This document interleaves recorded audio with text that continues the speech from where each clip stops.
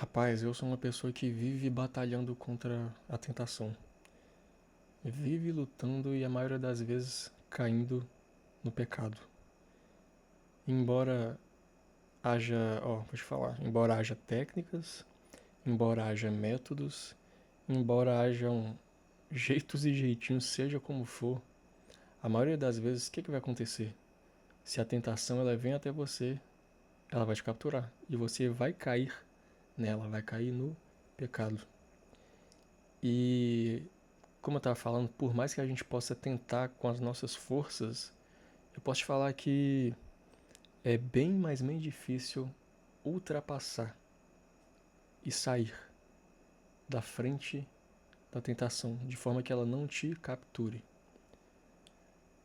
Eu não sei se você já parou para pensar o que de verdade é a tentação, ou como ela pode te atingir, ou como que ela te atinge, de que forma que ela te alcança. Mas aquilo que eu percebo e aquilo que eu vejo na minha vida, e eu sei que na sua não é diferente, é que, primeiramente, a tentação não é criada por Deus ou, sei lá, por algo assim, mas a tentação ela é criada pelo diabo. Ela é criada por nossos próprios anseios, pelos nossos próprios desejos, por tudo aquilo que um dia a gente já experimentou. E o que acontece é que assim quando como você descobre uma coisa nova e um neurônio ele é ativado na sua cabeça, ou seja, um caminho, um rastro, ele é ativado aí dentro, o que acontece? Quando você experimenta algo possivelmente talvez viciante, pecaminoso, o que vai acontecer? Uma trilha neural lá nos seus acabei de esquecer do que eu estava falando, dos seus neurônios, ela vai se ligar, um novo caminho, uma ponte vai ser criada. E a partir dali, o seu cérebro encontrou uma forma de buscar prazer, buscar felicidade, buscar paz de uma forma fácil, muitas das vezes, né? E, e no meio de tudo isso, e aí, por que eu tava falando assim que não dá pra fugir dela? Nós não conseguimos. A palavra ela vai falar assim que Deus não nos dá tentação que nós não possamos suportar. Porém, eu vou te falar uma coisa. Realmente ele não é que ele não nos dá. Ele não permite que nós tenhamos tentação que nós não possamos suportar. Porém, muitas das vezes nós estamos tão fracos que nem a menor das tentações nós conseguimos suportar e logo caímos. E lembra daquilo que eu estava falando no início? Que nós, pela nossa própria força, não conseguimos vencê-la? Então, é sobre isso. Uma coisa que eu percebi é que por mais que a gente lute e batalhe contra ela, sempre o que vai acontecer? Ela vai nos pegar. Porque a tentação, o pecado, aquilo que te proporciona um momento de felicidade ali, como que ele vai vir? Como que ele vai vir? De que forma ele vem? Lembra que eu te falei? Ele vem de coisas que estão ao nosso redor, porque o nosso cérebro criou uma trilha neural, uma ponte que antes não tínhamos e agora nós sabemos que é só ir lá que queremos ter. E para mim acho que uma das melhores parábolas para poder demonstrar o que é isso é como se tivesse uma arma apontada para você agora. Se de repente alguém tá com a arma apontando para você, o que você vai fazer? Você vai ao máximo tentar desviar daquilo, tentar sair de frente do ponto de tiro, certo? Por quê? Porque se alguém erra o gatilho ali, se o cara mesmo que não quer atirar sem querer atira, você se lascou, né? A mesma coisa é a tentação. A tentação é como se fosse o diabo apontando uma arma para você e o tiro é a tentação. Muitas das vezes nós tentamos fazer o quê? Tentamos, como eu posso dizer, negociar com a tentação. Nós tentamos negociar com o pecado de forma que muitas das vezes nós não conseguimos negociar, mas sabe o que acontece? Nós flertamos com o pecado, com a tentação. Então, se ela é como se fosse um tiro que está vindo na sua direção, o que você tem que fazer? Você tem que sair da frente dela. Um dos melhores exemplos que eu vi na Bíblia sobre isso é na história de José do Egito. Porque José, ele era um homem bonito, um homem formoso, um homem, como eu posso dizer, um homem de verdade. Pelo menos aquilo que a Bíblia nos mostra. E trabalhando na casa do seu patrão, do seu chefe, o que aconteceu? A mulher desse chefe se sentiu atraída por ele, de forma que tentou alguma coisa com ele. E quando essa mulher tentou algo com ele, olha o que eu tô falando, tentou. Ela tentou ele. Sabe o que ele fez? Ele simplesmente fugiu. Fugiu. Lembra daquilo que eu falei? A mulher é a arma, a mulher é a pistola apontada para você. Ela tá te tentando, a tentação chegou até você. Então o que você tem que fazer? Você tem que ficar ali, não vou fazer. Não vou fazer isso com o meu chefe, que eu sou fiel a Deus. Não. Simplesmente faça como José, saia correndo. Saia correndo, porque só dessa forma você conseguirá fugir do pecado e daquilo que o diabo está te mandando. E sabe o que é isso? Isso não é um método, isso não é um jeito, uma forma, uma estratégia, mas é ter temor ao Senhor. Porque a própria palavra fala que temer a Deus, se eu não me engano, um livro de um dos capítulos de Provérbios, ou então é em Eclesiastes, que temor ao Senhor é se desviar do mal.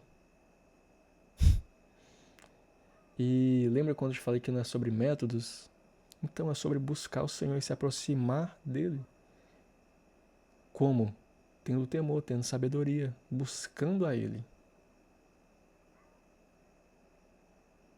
Sai da frente da tentação.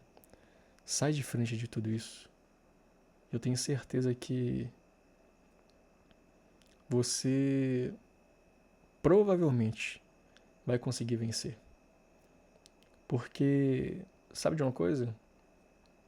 Se trata também de você estar forte no seu espírito.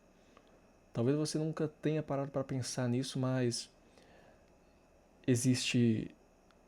Inclusive, eu vou te falar uma coisa aqui. Paulo, o que ele fala? Que a carne ela milita contra o espírito, ou seja, a carne ela luta contra o espírito, contra a alma. E o que isso quer dizer?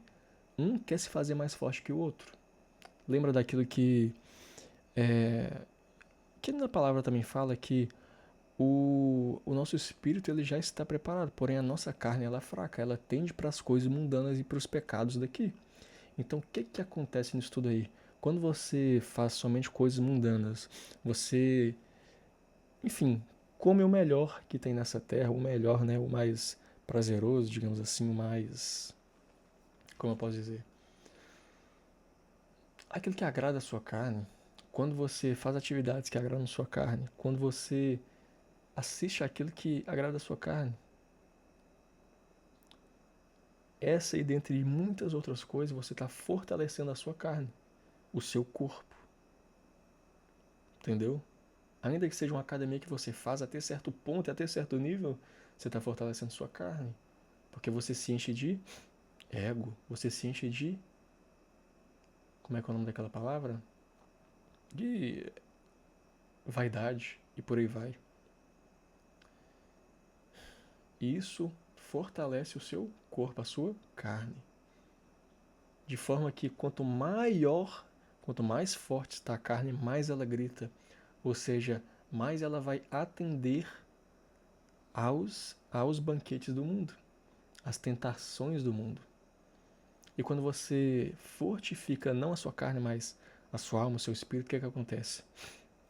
Através de oração, através de leitura, através de busca, através de ministrar, como eu estou fazendo aqui agora, de falar, através de fazer a vontade de Deus na sua vida,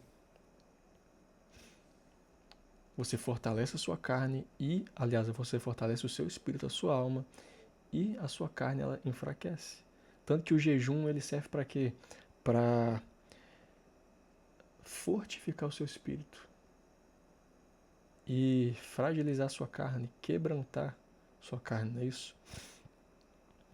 Então, quando se trata de batalhar contra o pecado, batalhar contra a procrastinação, batalhar contra a falta de força de vontade para fazer as coisas, quando se trata de batalhar contra as coisas mundanas, o segredo está em buscar ao Senhor e nos aproximarmos de Deus.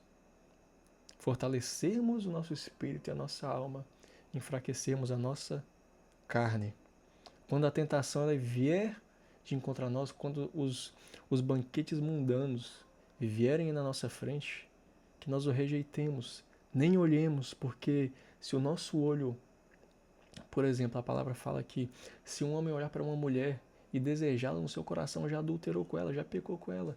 Então, se nem sequer olharmos para os banquetes do mundo, mas simplesmente desviarmos o olhar do mal e seguirmos a vontade de Deus, então nós já estamos fortalecidos no Senhor. Nós já estamos andando no caminho da sua vontade, no caminho que Ele nos preparou para caminhar. E andando segundo não a nossa força, mas a força dEle. Porque eu não me lembro muito bem qual salmo ou como era direitinho, mas Davi fala que os mandamentos do Senhor e a lei dEle o guarda. Não é simplesmente assim, Deus, por favor, me guarda do mal. Como que Deus vai te guardar do mal se você caminha para o mal? Se o seu pé está sempre na direção das coisas ruins? Como que Deus vai te salvar? Ele deixou o seu mandamento, Ele deixou a sua instrução, a sua lei para te guardar. Porque quando você caminha no caminho da lei, no caminho da sua vontade, da fé que Ele colocou no seu coração, sabe o que acontece? Você está guardado no Senhor. E quando você está guardado no Senhor, a graça dele é contigo, o escudo de Deus está com você. Ele te dá sandálias para você poder caminhar sem tropeçar. Ele te dá clareza para que você veja o que está na sua frente, para você não tropeçar. Se você caminha em Deus, todas as coisas se fazem claras. E às vezes coisas que você nem conseguia ver antes, agora você consegue.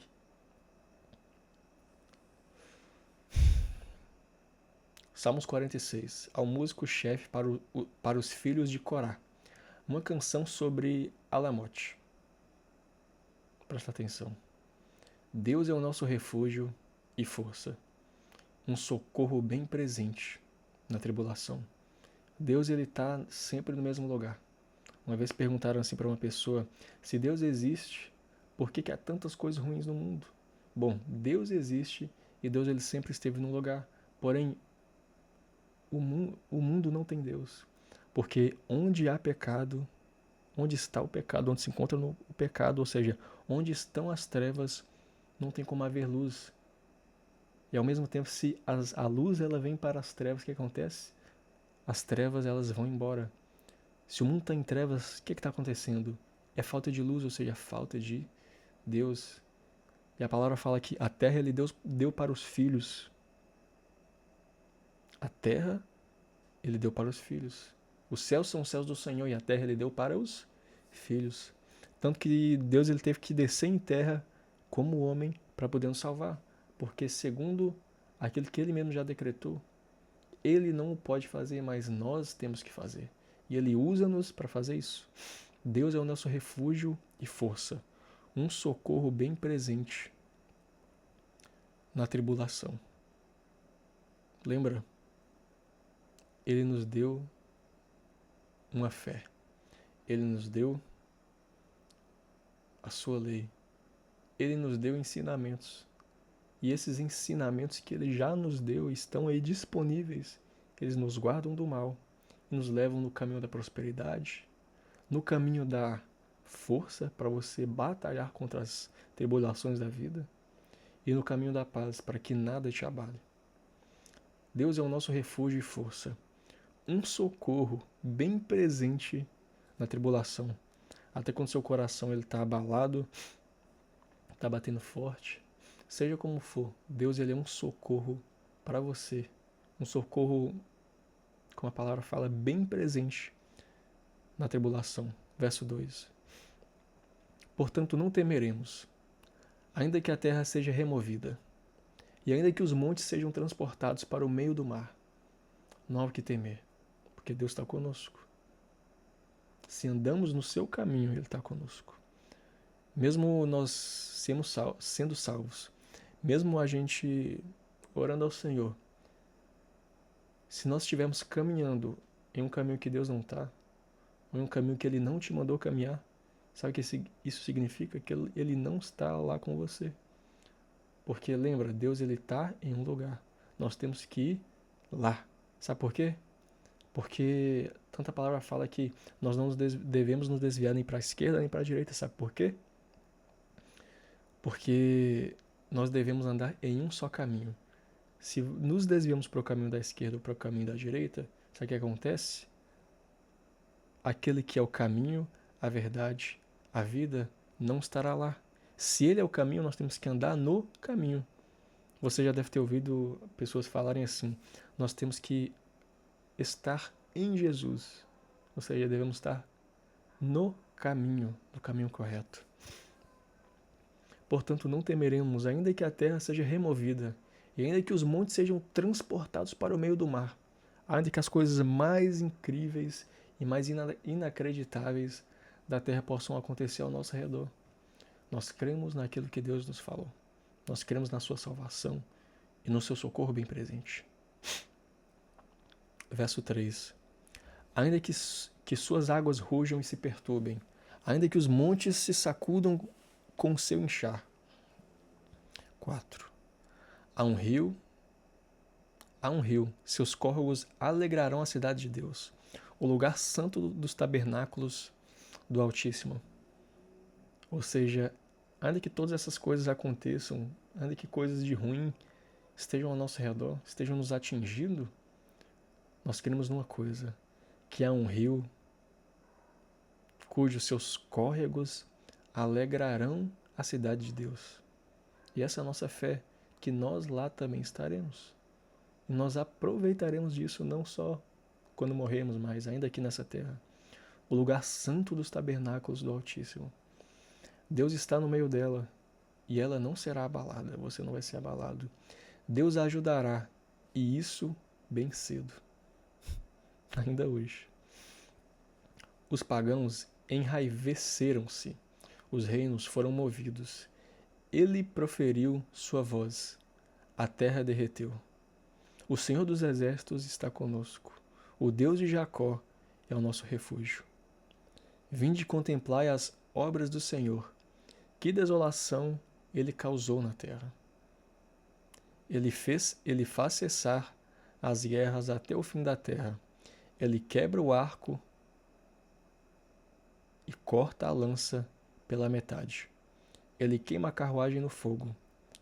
Aquietai-vos e sabei que eu sou Deus.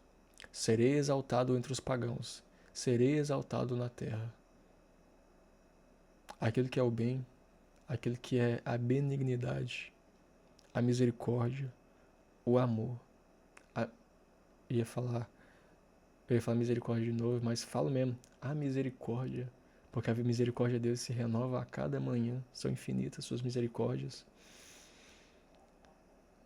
Deus será exaltado. O bem será exaltado. E embora pareça que o mal está te atingindo, busque o bem. Esteja no caminho do bem. E com certeza, Ele te protegerá. O caminho te guardará. Porque no caminho de Deus há bênçãos e prosperidade. Há paz e segurança. Agora no caminho do mal, a desgraça, no caminho do mal, a impiedade, no caminho do mal, há sofrimento, fome, incerteza e não há paz. Já percebeu o que está te faltando? Caminhar, não no caminho mal, que é o caminho que você está andando, mas caminhar no caminho da vontade de Deus, no caminho segundo. Como assim eu ando? Como que eu coloco meus pés lá? Praticando os seus ensinamentos. Praticando a sua vontade e a fé que Ele já colocou no seu coração. Aquietai-vos e sabei que eu sou Deus. Serei exaltado entre os pagãos, ou seja, entre aqueles que não acreditam nele. Serei exaltado na terra. O Senhor dos exércitos é conosco. O Deus de Jacó é o Deus. Aliás, o Deus de Jacó é o nosso refúgio.